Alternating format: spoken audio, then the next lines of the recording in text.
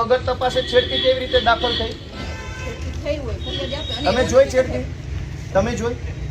તમે પોતે ત્યાં ઊભા હતા, તમે પેલી બેનને ધક્કો મારીને બહાર લઈ જાવ છો. એ તો સાહેબ એ તો પછી હું આવી હતી, એ પેલા તો બનાવ બન્યો. તમે છેડતી જોઈ?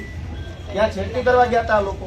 બનાવ બની હું શું કહું, આ છેડતી કરવા ગયા હતા ત્યાં? એ છેડતી કેન્દ્ર છે? એ કોલેજ છે તો ત્યાં છેડતી કરવા ગયા? કોલેજ છે? કોલેજ છે? આ કોલેજ જેમ છે તો ટેકાના ભાવની ખરીદી કરનારા લોકો ખેડૂત પાસેથી પૈસા માંગે છે, એના માટે થઈને કોઈ એમને જાણ કરી તો આનું શું છે? આમાં એફઆરઆઈ થઈ ગઈ કે નથી થઈ? એક મિનિટ, તમે એમ કહો જ્યાં રજૂઆત કરવાનો એને કરો.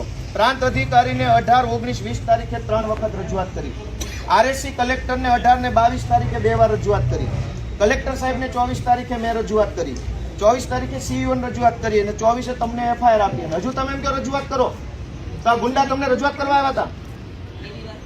બેન, ભગવાનથી ડરો, ભગવાનથી ડરો.